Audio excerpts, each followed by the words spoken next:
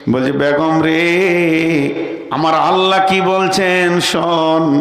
আমার আল্লাহ এই আয়াতে বলছেন, তুই ইমানদার হ চাই বেঈমান হ, তোদের আসল ঘর জান্নাতে পৌঁছাতে গেলে আমি তোদের জন্য একটা রাস্তা বানিয়েছি, রাস্তাটাকে অজীব করে দিয়েছি, পা দিতেই হবে। তার নাম হচ্ছে পুলসেরাত। এমনকি বিশ্ব নবীকেও এই পুলসেরাত দিয়ে গিয়ে জান্নাতে ঢুকতে হবে। এই পুলসেরাত থেকে কেউ রেহাই পাবি না রে বিবি। আমার আল্লাহ কথাটা বারবার বলতে রয়েছে, তাই আমার ওই আয়াতটা মনে পড়ে গেছে। যদিও তোর ঝেঙ্গে মাথাটা আছে, তুই হলি আমার জীবনের ভোগ, আর যে জায়গাতে মাথাটা রেখেছে আমার ভোগ সামগ্রীগুলি আমার মাথার কাছে রয়েছে। তারপরও আমার ব্রেন চলে গেছে পুলসেরাতের দিকে আল্লাহর ভয়ে। এরপরে আব্দুল্লাহ ইবনে রাওয়াহা বলছেন, বেগম রে, সেই পুলসেরাতের ব্যাখ্যা আমার নবী কি দিয়েছে জানিস? নবী বলেছেন পুলসেরাতের দুই দিকে বড় বড় বৃক্ষ গাছ রয়েছে আগুনের। সে গাছগুলো কেমন? মরুভূমিতে একটা গাছ পাওয়া যায় সাআদান, সাআদান গাছের মতো সেই গাছটা। ওই গাছের ফলগুলো হলো আকর্ষির মতো, বনশির মতো মাছ ধরা ধারালো। সেগুলো কোটি কোটি পুলসেরাতে ঝুলছে রে বেগম। যখন মানুষ ওই দিকে পার হবে, একটা বনশি যদি চামড়াতে বিঁধে যায়, আল্লাহর নবী বলছেন বেগম রে, আর জান্নাত যাওয়া যাবে না। আমি সেই পুলসেরাতের ভয়ে কাঁদছি। অতএব কোরআন থেকে হেদায়েত নিতে গেলে আল্লাহর ভয়ের ভরপুর বুকটা ভরা থাকতে হবে। এর জন্য নবীজি বলেছেন তাকওয়া হাহুনা, এই জায়গায় যদি রবের ভয় থাকে, কোরআনের প্রতিটি আয়াতে হেদায়েতের নূর পাওয়া যাবে। আর এই জায়গায় যদি রবের ভয় না থাকে, গোটা কোরআন পড়ে 40 খতম হয়ে যাবে, তারপরও বেঈমানি আর মিথ্যা কথা দাঁড়ি মারা ছাড়বে না। তার কারণ কোরআন হেদায়েত দেওয়ার মালিক নয়। তা আমার রব বলছে, গোলাম রে, কঠিন কিয়ামতের মাঠে যদি ডান হাতে সার্টিফিকেট নিয়ে কামিয়াব হতে হয়, আল্লাহর ভয়কে তোমাকে রাখতে হবে। যালিকাল কিতাব লা রাইবা ফীহি হুদাল লিল মুত্তাকিন, এই কিতাবে কোনো সন্দেহ নাই, হেদায়েত পাবে মাত্র মুত্তাকিরা।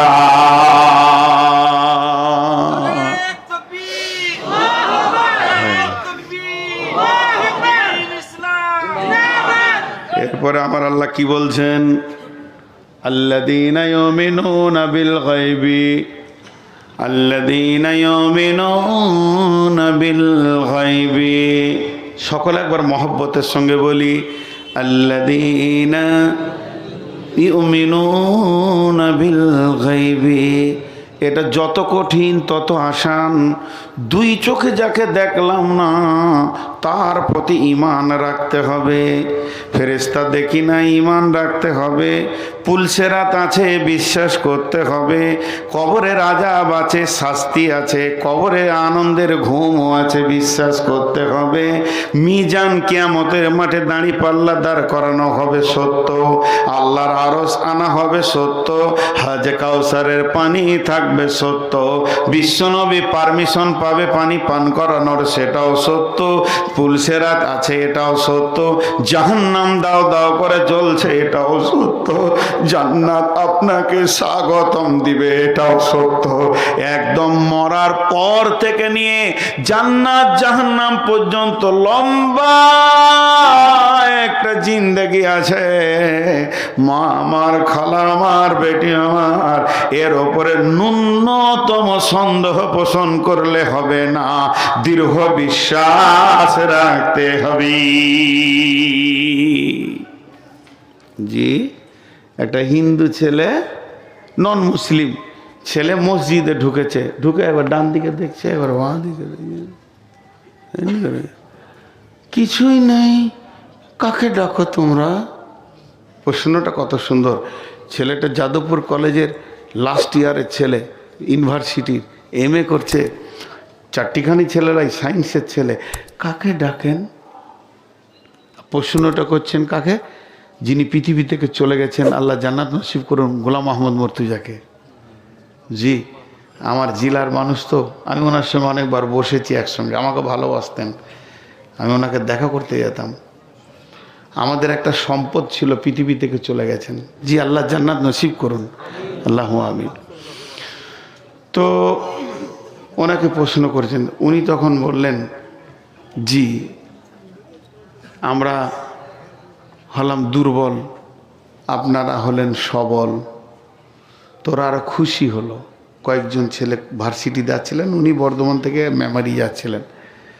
বলে আমরা কেন দুর্বল, তোমরা কেন সবল বলো তো? বলে আমরা দুর্বল এই জন্যই যে আমরা, আল্লাহ তো দূরের কথা, আল্লাহকে তৈরি করা তো দূরের কথা, কোরআনে প্রত্যেকটা সূরাতে একটা করে বিসমিল্লাহ আছে, আছে না নাই?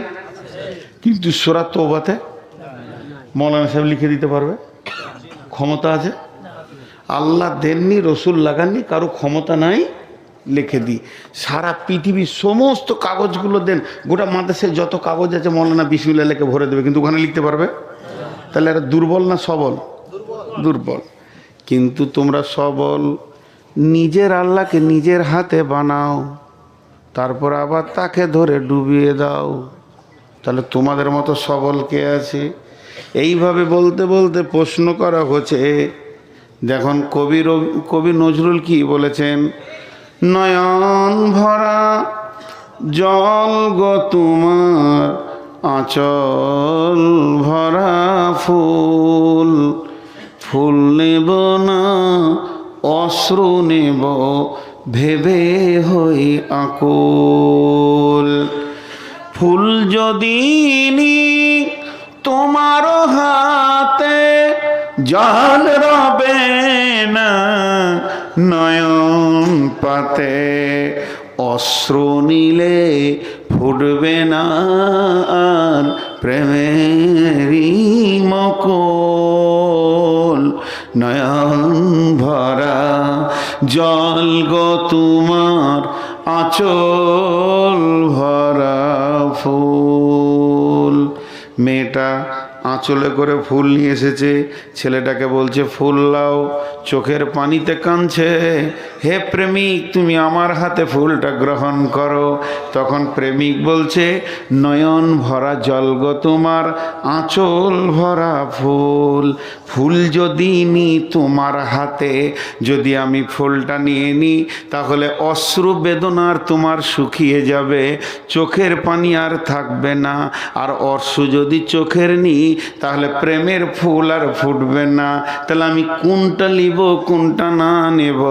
প্রেমিকার চোখের পানি গোলাপ ফুলের থেকে অনেক মূল্য, যত কামবে তত ভালো লাগবে। এর জন্য আমার আল্লাহর মতো বিশ্বে বড় প্রেমিকার নাই।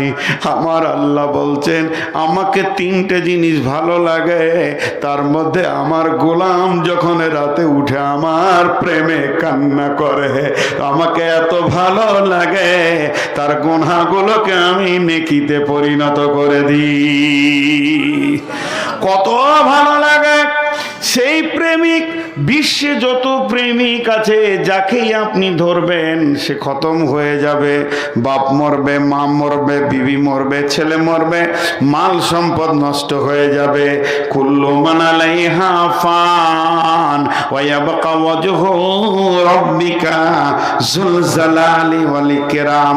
এখানে আপনারা যতগুলো প্রেমিক বসে আছেন, আর যারা প্রেমিকা রয়েছে পর্দার আড়ালে, সকলকে বলছি একজনের সঙ্গে প্রেম করেন, জীবনেও প্রেম কাটবে না। তাকে কবরে পাওয়া যাবে, হাসরে পাওয়া যাবে, পুলসেরাতে পাওয়া যাবে। তিনি হলেন আল্লাহ। আর প্রেমিককে দেখলে যে আনন্দ আছে, না দেখার ভিতরে আরো বেশি কৌতূহল আছে। আছে না নাই? জি বলেন। আল্লাহকে দেখি নাই, তো এই কৌতূহলটা বেশি কিনা, দেখার আকাঙ্ক্ষাটা বেশি কিনা? রে হ্যাঁ না বলে না? জলসা হচ্ছে এর একটা স্বাদ, আর জলসা হবে এর ভিতরে কৌতূহল বেশি থাকে। এই হবে এই হবে। তো প্রেমের স্বাদ আছে না দেখার ভিতরে, যারা দেখেনি আর চোখের পানিতে কাঁদে। আমার রব বলে এরা কত প্রেমিক, যদি আমাকে দেখতো তাহলে আমার পা থেকে আর এরা মাথা উঠাতো না। জি, হযরত ইমাম বুখারী আলাইহি রাহমা গভীর রাত্রিতে উঠলেন। গভীর রাত্রিতে উঠে দুইটি হাত আল্লাহর দিকে তুলে বললেন, রব্বুল আলামিন, বিশ্বটা মুমিনের জন্য সংকুচিত হয়ে গেছে, বিশ্ব আর প্রশস্ত নয়। তোমার এ নগণ্য গোলাম মোহাম্মদ বিন ইসমাইল আর পৃথিবীতে থাকতে চাইছে না। আমার প্রেমের টান যেন তোমার দিকে বারবার চলে যাচ্ছে। মাবুদ গো, তোমার এই প্রেমিককে তোমার কাছে তুলে লাও। এখন আমার মন চাইছে আমি তোমার কাছে গিয়ে থাকব। যখন এ কথা বলল, ওই রাত্রিতে ফজরের সলাতের পর তিনি চির বিদায় নিয়ে আল্লাহর পেয়ারা হয়ে চলে গেলেন। বন্ধুরা আমার, আল্লাহ তাবারাক ওয়া তাআলা বলছেন, যারা আমাকে দেখলো না অথচ প্রেম করলো, ভালোবাসা করলো, এরা হলো এক নম্বরে আমার সঙ্গে কিয়ামতে মিশনেওয়ালা। আল্লাহ তাবারাক ওয়া তাআলা এদেরকে হৃদয় দিয়ে ভালোবাসে, কিন্তু এরা দুইখানা কাজ পৃথিবীতে করবে, ওয়া ইউকিমুনাস সালাতা ওয়া মিম্মা রাযাকনাহুম ইউনফিকুন। জি, এটা আপনাদেরকে উপন্যাসের খানিক শোনাই। ওই যে লাইলা মজনু, লাইলা মজনুটা কোনো ইতিহাস না উপন্যাস? উপন্যাস। লেখকের কলমের এমন মানে ভঙ্গি, সারা পৃথিবী জানে যে লাইলা মজনু কেউ ছিল। বাংলাতে বই আছে, হিন্দিতে আছে, উর্দুতে আছে। লাইলা মজনুকে নিয়ে কত বই হয়ে গেল, কিন্তু আসলে এটা উপন্যাস ছিল। তো কবি নজরুল দুইখানা কবিতা লিখেছেন এই উপন্যাসকে কেন্দ্র করে। জি ভাই, আপনাদের বিরক্ত লাগছে? ছেড়ে দিব?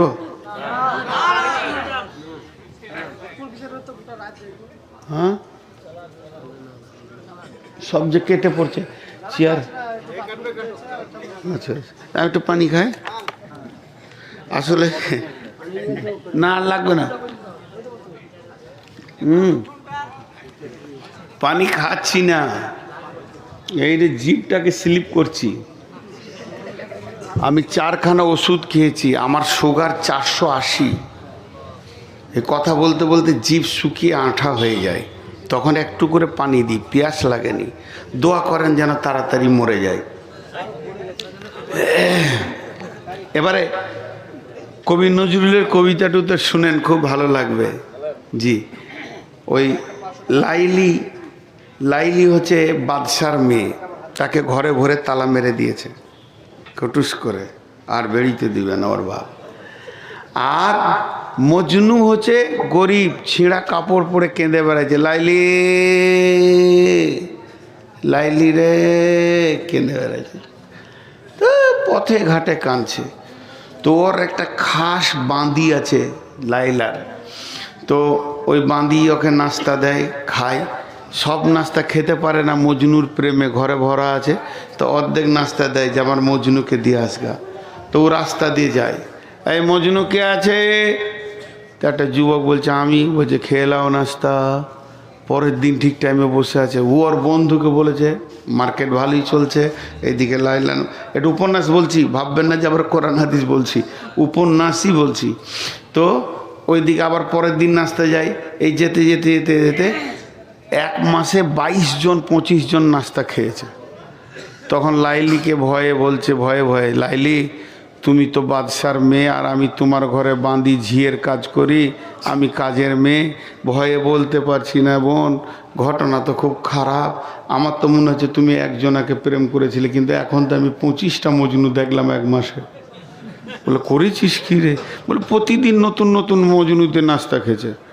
তখন বলছে যা, আজকে নাস্তা নিয়ে যা, আর একটা খালি প্লেট আর ছুরি নিয়ে যা, চাকু ধারালো। বলে যদি নাস্তা খাওয়ার আগে খালি বুকের মাংস কেটে দেয়। দিয়ে বলছে কে মজনু আছে? বলে আমি মজনু। বলে নাস্তা খাও? বলে দাও। বলে আগে মাংস কেটে দাও। জামিলা এগিয়ে যাও। সব কেটে গেল। এবার নদীর ধারে এক পাগলা বসে আছে, লাইলি লাইলি। তখন ওর বান্দিটা মনে করছে এই হবে রে, এই আমি লাইলির বাঁধিয়ে এসেছি, বলছে আয় তোকেই ধরে চুম খায়। কত প্রেম! এটা লাইলির ঘরের মাটি, লাইলির গা, চুম খেয়েছে। দিয়ে বলছে মাংস কেটে দাও। মাংস কেন, কলজেটা কেটে দিব। বলছে তুমিই নাস্তা খাও। জি। এরপরে লাইলি কোনো রকম তালা টালা ভেঙে কষ্ট করে মজনুর কাছে চলে এসছে। তখন মজনুর চোখ মুজে আছে। চোখ মুজে কি বলছে, যেমন লা ইলাহা ইল্লাল্লাহ। প্রথম কি বলছিল, লাইলা লাইলা লাইলা লাইলা লাইলা লাইলা লা ইলাহা ইল্লাল্লাহ। প্ল্যাটফর্ম চেঞ্জ, বুঝতে পেরেছেন তো? এখন কোথায় চলে গেছু? আল্লাহর প্রেমে চলে গেছে। এবার আল্লাহর প্রেমে যখন ও চলে গেছে, লাইলি আবদ্ধ আছে, আল্লাহ তো আবদ্ধ নাই। আল্লাহকে লাইলা বলে বলে দিলে শান্তি চলে এসছে। যত প্রেম নোংরা যা ছিল সব ধুয়ে মুছে পরিষ্কার হয়ে গেছে। এখনও আল্লাহর খাস বান্দা হয়ে গেছে। তখন লাইলি এসেছে, আর কাজে লাগবে। যে লাইলি বলছে, লাইলি তোমার এসেছে ফিরিয়া, মজনু গো আঁকি খোল। মজনু তোমার কাঁদন শুনিয়া, নদী মরু পর্বতে, বন্দিনী আজ ভেঙেছে পিঞ্জরা, বাহির হয়েছে পথে। আজ দক্ষিণা বাতাস বহে অনুকূল, ফুটেছে গোলাপ নার্গিস ফুল, অগবুলবুল সেই ফুটন্ত গুল, বাগিচায় কেন দোল, মজনু গো আঁকি খোল। আবেদন করছে, মজনু এবার চোখ খোল। তো লাইলা চলে এসছে। ওই চোখ খুলবে কোথা, চোখকে তখন আরো চিপে ধরছে। কি বলছে দেখেন এমনি করে, মজনু। তখন বলছে, লাইলি লাইলি ভাঙিও না ধ্যান, মজনু রে মিনতি, লাইলি কোথায় শুধু দেখি আমি লা ইলাহার জ্যোতি। পাথর খুঁজিয়া ফিরিয়াছি প্রিয়া, প্রেম দরিয়ার কুলে, আল্লাহর প্রেমের পরশমানিক কখন পেয়েছি ভুলে। সে মানিক যদি তুমি দেখো একবার, সে জ্যোতি যদি তুমি দেখো একবার, মজনুরে তুমি চাহিবে না আর। ইসুব জলেখা লাজ মানে হারি, দেখিয়া তার খুবসুরতি। লাইলি লাইলি ভাঙিও না ধ্যান, মজনু রে মিনতি, লাইলি কোথায় শুধু দেখি আমি। যারা বলেন লা ইলাহা ইল্লাল্লাহ, একটু জোরে বলেন ভাই, লা ইলাহা ইল্লাল্লাহুর জ্যোতি।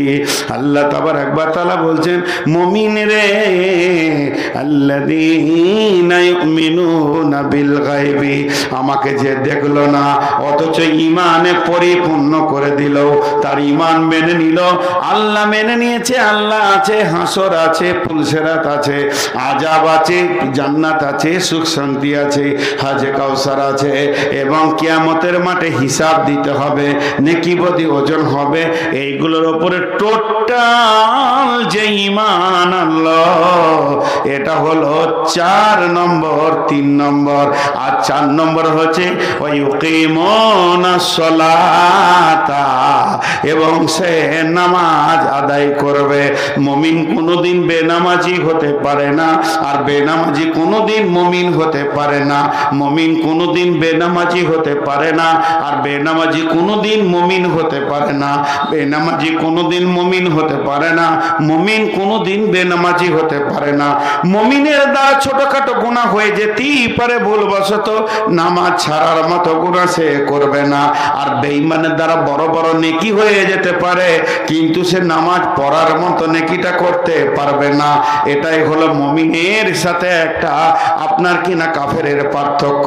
আল্লাহ তাবারক ওয়া তাআলা বলছেন যে শুনলে যখনই আমার উপরে তোর বিশ্বাস আসবে তখন তোকে প্রথম কাজে পাওয়া যাবে ওয়ায়ুকিমুনাস সালাতা, নামাজের কাতারে তোমাকে পাওয়া যাবে। আল্লাহ নবী বলছেন মাঝরে আমার উম্মতকে বলে দিও, উম্মতের কানে ভরে দিও, লা তাতরুকান্নাস সালাতা মাকতুবাতান মুতাআম্মিদান ফাইন্না মান তারাকাস সালাতা মাকতুবাতান মুতাআম্মিদান ফাকাদ বারিয়াত মিনহু জিম্মাতুল্লাহ। মাঝরে ইচ্ছা করে জ্ঞানবশত যেন এক ওয়াক্ত ফরজ নামাজ ছেড়ে দিও না। যে ব্যক্তি ইচ্ছা করে জ্ঞানবশত এক ওয়াক্ত ফরজ নামাজ ছেড়ে দেবে, আল্লাহর সঙ্গে বান্দার সম্পর্ক কেটে যাবে। জি ভাই, সৌদির জামাতে ছিল একটা কেরলে, তো এক মদিনার লোকের সঙ্গে পরিচয় হয়ে গেছে কদিন জামাতের সাথে। তো উমরা করতে যে ওকে খুঁজছে, ওরা বাড়িতে গিয়েছে কাঠ ধরে। তো গেটম্যান বলছে দোকান মে হ্যাঁ, ওই কেরলেরই গেটম্যান আছে। দোকানে গিয়েছে, দোকানে যে সেলসের কাজগুলো কার করার হিন্দি জানে, ইন্ডিয়ান, বলছে মাকান মে হ্যাঁ, দোকান মাকান, মাকান দোকান। লোকটার খুঁজে পাওয়া যাচ্ছে না। মসজিদে নবীতে আজান হচ্ছে, ও বলছে আর ওকে খোঁজার দরকার নেই, আমি তো ওকে খুঁজতে আসি নেই, উমরা করতে এসছি। সুন্নত নামাজ ধরেছে, দেখছে সামনেই হাজির জোহরের সময়। নামাজের শেষে দুইজন মোলাকাত হলো। তো মদিনাওয়ালা বলছে আপনি মেহমান, চলেন খাওয়া দাওয়া করি। হোটেলে গিয়ে খাওয়া দাওয়া সব হয়েছে। ইন্ডিয়ানওয়ালা বলছে ভাই সেই বেলা 10টা থেকে দোকান মাকান, মাকান দোকান করতে করতে আমার দম শেষ। মদিনাওয়ালা বলছে ভাই তুমি ভুল করেছো, কে তোমাকে দোকানে যেতে বললে আর মাকানে যেতে বললে? একটা মুসলমানকে খুঁজে বের করার প্রধান প্রচেষ্টা কি? যখন কোনো মুসলমানকে খুঁজতে যাবে কোনো গ্রামে, অন্য টাইমে যেও না, নামাজের সময়ে যাও আর মসজিদের দরজায় বসে দাও। মুয়াজ্জিন আজান দিলে মুমিন যেখানেই থাক মসজিদে আসবে। কত সুন্দর কথা। কিন্তু বন্ধুরা আমার, যার আল্লাহর উপর ঈমান আছে সে কোনোদিন বেনামাজি হতে পারে না। আল্লাহ আমাদের সকলকে নামাজি বানান। এই মাদ্রাসা কমিটি, জলসা কমিটি, শ্রোতা, বক্তা সকলকেই নামাজি বানান। রব্বুল আলামিন আমাদেরকে 5 ওয়াক্তে নামাজ পড়তে পড়তে মওত দাও, আর মরতে মরতে তুমি নামাজ পড়ার তৌফিক দাও আল্লাহ। তাই বিশ্বনবী বলছেন খবরদার নামাজ ছেড়ে দিও না। নামাজ হলো সমস্ত, মানে নামাজ এমন একটা জিনিস আল্লাহর সঙ্গে সম্পর্ক কেটে যাবে। অতএব যে গায়েবের ওপরে ঈমান আনবে সে নামাজ পড়বে। 2 নম্বরে সে কি করবে? ওয়ামিম্মা রাযাকনাহুম ইউনফিকুন, নিজের রুজি থেকে সারা বছর খেটে জমা করেছে সেই টাকা থেকে আল্লাহর রাস্তায় দান করবি। কোনদিন মুমিন বকিল হতে পারে না। যেখানেই মৌকা পাবে, মাদ্রাসা হোক, মসজিদ হোক, জলসা হোক, তাবলীগ হোক, যেখানেই পাবে আপনার কিনা দ্বীনকে বাঁচানোর জন্য ন্যূনতম যদি কাজ হয়, মুমিন নিজের পকেটে টাকা রাখতে পারবে না, ওই জায়গায় টাকা দেবে। আল্লাহ তাবারক ওয়া তাআলা বলছেন এই লোকগুলি ডান হাতে সার্টিফিকেট পাবে। যার আমার উপরে বিশ্বাস আছে ওই লোকটা নামাজ ছাড়বে না, আর ওই লোকটা দান ছাড়বে না। আমাদের ধারণা যার টাকা বেশি তার দান বেশি, যার টাকা বেশি তার দান বেশি, যার টাকা বেশি তার দান বেশি। কিন্তু কোরআন বলছে না, যার ঈমান বেশি তার দান বেশি, যার ঈমান বেশি তার দান বেশি। কোনদিন মুমিন টাকা নিয়ে বুকে করে নিশ্চিন্তে থাকবে না, কারণ সে জানে পৃথিবীর যত সম্পদ আছে এগুলো আমার নয়, যেটা আল্লাহর কাছে জমা করব সেটা আমার। আল্লাহর নবী বলছেন আমার উম্মতের অভ্যাস হচ্ছে মাল মাল মাল মাল মাল, কিন্তু মালের ভিতরে তিনটি মাল তোমার, যেটা তুমি খেয়েছো তোমার মাল, যেটা তুমি পড়ছো তোমার মাল, যেটা তুমি দান করছো সেটা তোমার মাল, বাকিগুলো তোমার নয়। এর জন্য বলছেন এই ধন মাল ছিল তোমারও বাবার, সে মরে গিয়ে আজ হয়েছে তোমার। বাপেরই মালিতে তুমি ওয়ারিস হইলে, কাল ছেলে ওয়ারিস হবে তুমি মরে গেলে। ধন ধন করিও না ধন অপরজন, মরিলে তোমার সঙ্গে যাবে না কো ধন। ধন জন অপরজন না রহে কাহার, আনিত ভবে এই নিত ব্যবহার। ধন জন অপরজন না রহে কাহার, অপরে তোমার মালে ওরা ব্যবহার। একা অন্ধকারে ছিলে মায়ের উদরে, একা ফের যেতে হবে ঘর অন্ধকারে। আজ তুমি বাস করিতেছ হয়ে সনকার, আকালকে ছাড়িয়ে যাবে সংসার সোনার। আজ তুমি গাড়ি ঘোড়া হইতেছ সওয়ার, কালকে সওয়ারি হইবে জানাজা তোমার। আজ তুমি পরিতেছ রেশম পশম, কালকে পরিবে তুমি মরণের কাফন। আজ তুমি খাইতেছ ফল মাকড়, কালকে খাইবে তোমাকে পোকা ও মাকড়। মানব যদি হব মদের জ্ঞানী বিচক্ষণ, মুরজিয়া আল্লাহর প্রেমে কাটাও জীবন। ভূমিতে আসিয়া তুমি ভবের মেলায়, হেলায় কাটিয়া নামাতিয়া খেলায়। এ মেলায় বহু লোক আসিয়া ভূমিতে, সব চলে গেল কোথা দেখিতে দেখিতে। সংবাদ তাদের কিছু পাওয়া নাহি যায়, হায় আজ আছে তারা কি হালে কোথায়। নাই সে দেশে কেহ আল্লাহ ভিন্ন আর, করিবে তাহাদের বিন্দু উপকার। দেখিতে আসিলাম মেলা দেখা হলো শেষ, চলো এবার ফিরে যায় আপনার দেশ। যেই দেশে ছিলাম পূর্বে চলো সেই দেশে, কি আছে রয়েছ বসে এসে পরবাসে। মাতা পিতা ভাই বন্ধু আত্মীয় স্বজন, ক্রমে সেই দেশে সব করিল গমন। তোমার গমন কাল হয়ে উপস্থিত, সম্বল সংগ্রহণ কর কর যে কি যে। শাহ সেকেন্দার বাদশা মরিবার কালে, এই ওসিয়ত করেন ওয়ারিস সকলে। মরিলে আমার তরে শুনো বারে বার, কাফনের সাথে হাত বেঁধো না আমার। সকলিতে মিলে ঝুলে খাটিলিতে করে, দুই হাত ঝুলাইয়া লইয়া যাইও মরে। এই হাল দেখে মর যত মাখলুকাত, আফসোস করিবে আর কহিবে এবার। সাত মুলুকের শাহ সেকেন্দারও ছিল, সাত মুলুকের শাহ সেকেন্দারও ছিল। সকলে থাকিল আজ খালি হাতে গেল।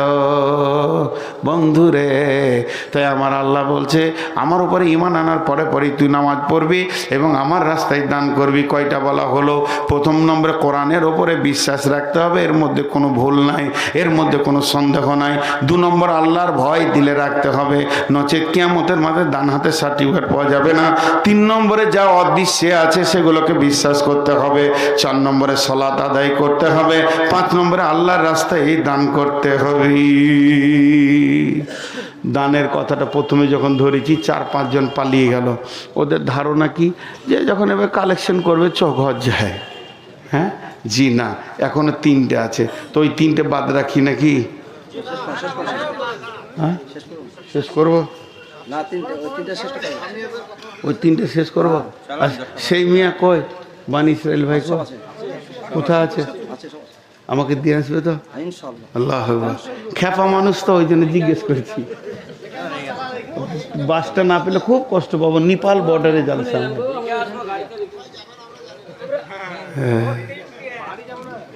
বসেন বসেন, ওই যে উঠছে যে বড় ভাই উঠে গেল যে। আমি তো বায়ান ওকেই শুনেছিলাম, তো ও চলে গেলে আর কি করে বায়ান শোনাবে? বিষয়ের বাইরে একটাও কথা জিজ্ঞেস করবেন না। আমি বিষয়ের বাইরে বকি না। এটা খানিক, ওইটা খানিক, এইটা খানিক, জি না। সে বক্তাও নয়, আর ওরকম যে শোনে সে শ্রোতাও নয়। তো একটা জায়গা কমপ্লিট হোক।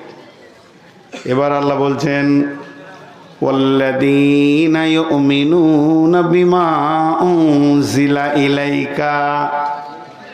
প্রথমে এর মধ্যে কোনো সন্দেহ নাই বলতে হবে। আবার ওই কথাটাই আল্লাহ বলছেন ওয়াল্লাযীনা ইউমিনুনা বিমা উনজিলা ইলাইকা। তারা ঈমান আনবে এই কিতাবটার উপরে যেটা তাদের নবীর উপরে নাজিল করা হয়েছে। এবার আবার ইমানের কথা কেন বললেন? তার এখন বললেন মানে এই কিতাব মোতাবেক তারা কাজ করবে, কিতাব যা বলেছে তা শুনবে, এই কিতাবের ওপরে তারা চলবে। কিতাবের ভিতরে একটা রোড আছে, রোডটাকে তারা ধরে নিবে। এবার একটা ঘটনা শোনাই। বিশ্বনবী ফজরের নামাজ পড়ে সালাম ফিরতেন, আসসালামু আলাইকুম রহমতুল্লাহ, আসসালামু আলাইকুম রহমতুল্লাহ। সাহাবীরা তসবিহ করতেন, নবীজিও তসবিহ করতেন, সুবহানাল্লাহ আলহামদুলিল্লাহ। এরই ভিতরে কোনো দিন নবী বলতেন, রে আমার সাহাবীরা, তোমরা কেউ স্বপ্ন দেখেছো কি? বলো, স্বপ্নের মানেটা আমি বলবো। কখনো নবীজি বলতেন, আমি স্বপ্ন দেখেছি, তোমরা শোনো। কখনো নবীজি বলতেন না, তারপরেও সাহাবীরা বলতেন, ইয়া রাসূলুল্লাহ, আজকে রাত্রিতে একটা স্বপ্ন দেখেছি, আপনি বলে দেন কি মানে হবে। ঠিক নবীজি সালাম ফেরার পর মুক্তাদির দিকে বসে তসবিহ করছেন, এমন সময় একজন সাহাবী উঠে দাঁড়ালেন, ও দয়ার নবী গো, আজকে রাত্রিতে আমি একটা স্বপ্ন দেখলাম। সাহাবীরা সব কাতার ভেঙে এসে বসলো, আরে স্বপ্ন দেখেছে রে, চল শুনবো। সবাই এসে বসলো। আবু বকর রসুলের পাশে এসে বসলেন, পাশাপাশি দুজন মুখে পূব দিকে বসে আছেন। আর ও এসে বলল, কি বলছি জানেন? আল্লাহ নবী, আমি দেখলাম আমার মাথার উপরে একটা কালো ঘন মেঘ, জমাট কালো। খানিক পরে দেখছি বৃষ্টি শুরু হয়ে গেল। তো বৃষ্টিটা পানি লয়, মধু বৃষ্টি হতে লাগলো। তারপরে দেখছি জিন আর ইনসান সেই মধু পান করতে শুরু করেছে। কেউ পেট ভরে খেলো, কেউ এক ঘুট দু ঘুট খেলো, কেউ হালকা চিকে দেখলো, কেউ খেলো না। ইয়া রাসূলুল্লাহ, তারপরে দেখছি সেই বৃষ্টির ভিতরে একটা মোটা রশি ঝুলছে। একটা লোক ওই রশি ধরে উঠে চলে গেল, দ্বিতীয় লোক চলে গেল, তৃতীয় নম্বর যেছে তো রশিটা ধরেছে তো কট করে কেটে গেল। কিন্তু লোকটা বড় মজবুত, গিঁড় দিয়ে চলে গেল। আমার ঘুম ভেঙে গেল। ওর বলা হয়ে গেল স্বপ্ন। এবার আবু বকর কি করছে? আবু বকরের দিকটা দেখেন। আবু বকর একবার রসুলের দিকে তাকাচ্ছেন, একবার স্বপ্ন দেখনালার দিকে তাকাচ্ছেন, আবার রসুলের দিকে তাকাচ্ছেন, আবার স্বপ্ন দেখনালার দিকে তাকাচ্ছেন। বারবার যখন এরকম করছেন, নবীজি বলছেন, আবু বকর তোমার ব্যাপার কি?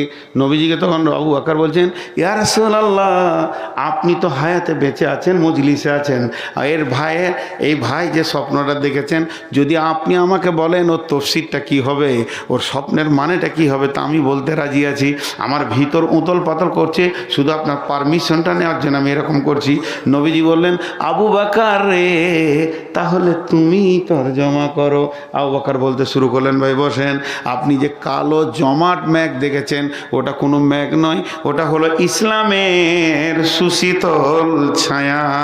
কোনো একদিন এ পৃথিবীর মাটিতে কালেমার পতাকা উড়বে, ইসলামের পতাকা উড়বে। সেদিন মানুষ শান্তির ছায়া পেয়ে দুঃখ বেদনা ভুলবে, কালেমার পতাকা উড়বে।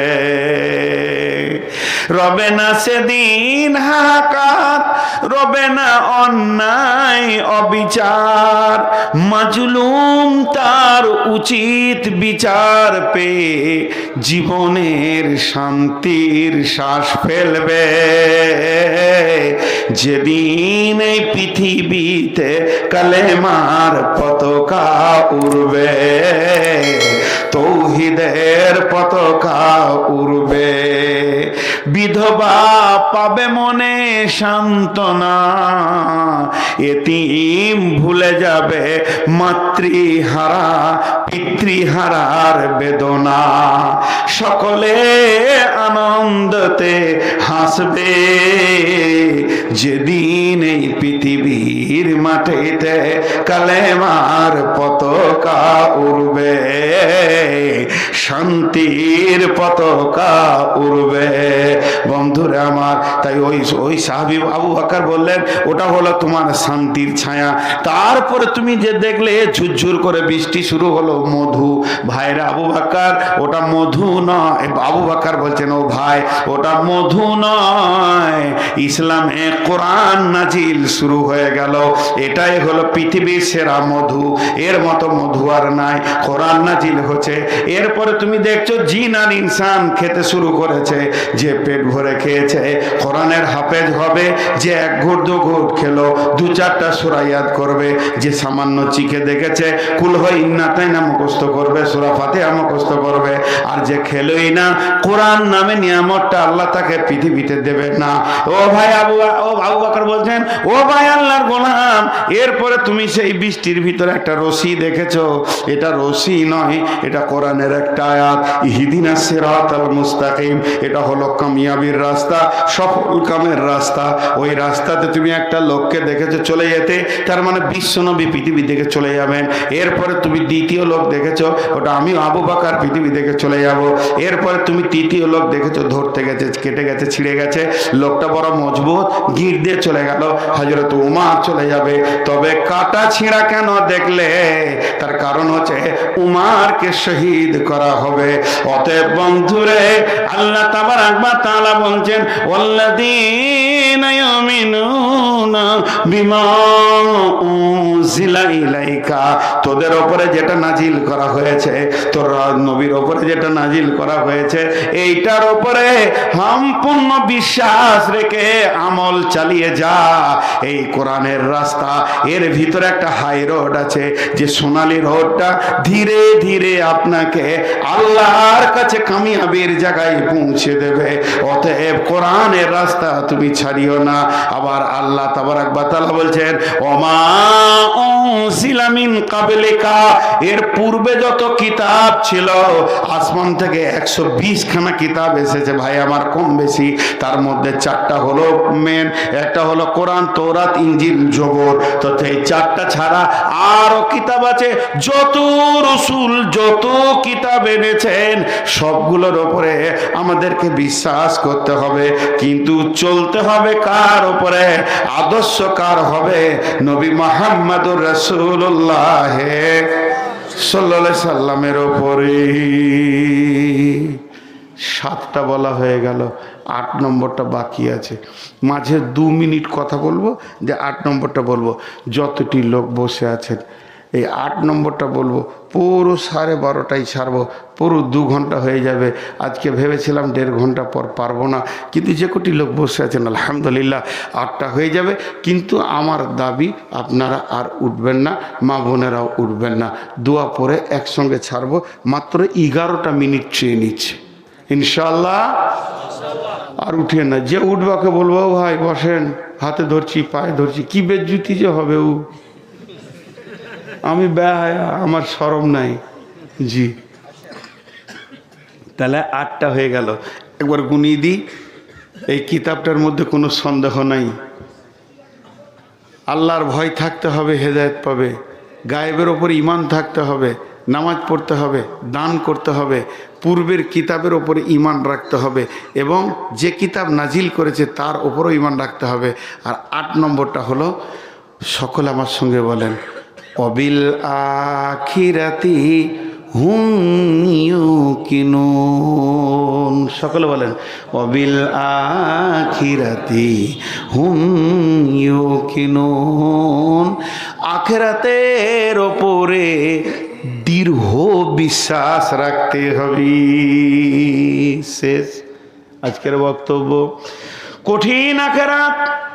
সাহাবীটার নাম হযরতে হারিস রাদিয়াল্লাহু তাআলা আনহু। আল্লাহ নবী বললেন, হারিস এদিকে এসো। হারিস কাছে আসলেন। নবীজি বললেন, হারিস রে, তোমার ইমানের খবর আমাকে দাও, তোমার ইমান কেমন আছে?